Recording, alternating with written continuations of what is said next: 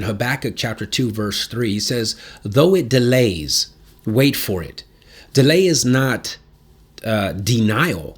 And that's what always kept me from believing God's plan, because it was always delayed. Everything that God does, it seems as if it's always delayed. It's like never comes whenever I wanted it or whenever I asked for it. It was always in his timing and his plan. And that was something that I had to learn how to understand.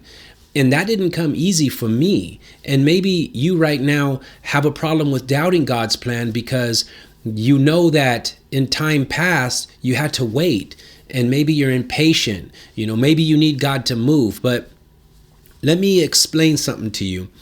God moves in a perfect time. And I know that we always say this as men and women of faith, but we need to be reminded of it, because at times we tend to forget that God moves when it's the perfect timing. So for us to stop doubting God's plan, we have to know that though it delay, we need to have patience and wait for it.